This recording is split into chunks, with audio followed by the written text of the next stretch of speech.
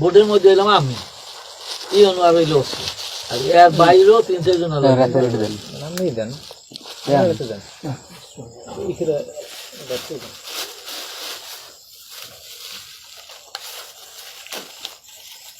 দেন আমি আগে দেন ব্যাংকের কোন হয় হ্যাঁ ব্যাংকের আচ্ছা ব্যাংকের কোন লাগে না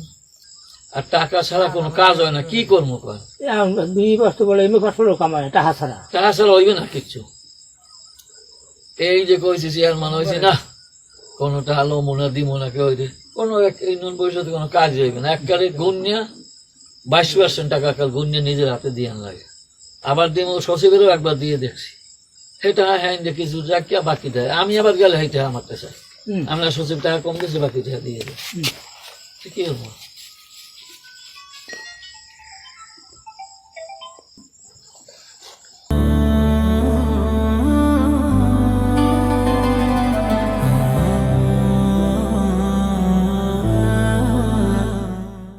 নিয়োগের ব্যাপারে আমি আগেই বলছি যে এই ব্যাপারে আমার কোনো হাত নাই সম্পূর্ণ ইউনো স্যারে পরীক্ষা নিয়ে সর্বোচ্চ নাম্বার যে পাইবে তাকেই নিয়োগ করবে এবং তার পছন্দ মতো সর্বদিক থেকে ফিটেস্ট তার মাপে তারপরে তার দক্ষতায় পরীক্ষায় যে হইবে এরপরও কিছু লোক আসে আমার সাথে খুব জ্বালা যন্ত্রণা করতেছে বারবার যে আপনি সভাপতি আপনি যা ইচ্ছা তাই করতে পারেন আমি বলছি না এটা সম্পূর্ণ মিথ্যা কথা তোমাকে কে বলছে এগুলি সভাপতি ইউনো স্যারে আমরা সাধারণ একজন সদস্য নিয়োগ বোর্ডের ওসি স্যারে আছে আমি আছি তো কিন্তু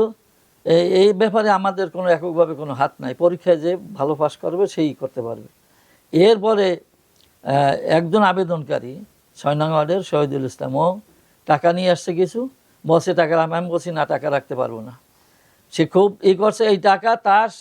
মোকাবিলায় অন্য সাক্ষী আছে সাক্ষীর মোকাবিলায় তার টাকা তাকে ফেরত দিছি আমি টাকা রাখি নাই এবং সে সাক্ষীও আছে পরবর্তীতে ভাইবা হওয়ার পর যখন চৌকিদার নিয়োগ দিয়েছে এই লোক পরীক্ষায় সে পাশ করতে পারে নাই সে নাম্বার অনেক কম পাইছে যার কারণে অন্য চৌকিদারের নিয়োগ হয়েছে এই জন্য আমার পিছনে লাগছে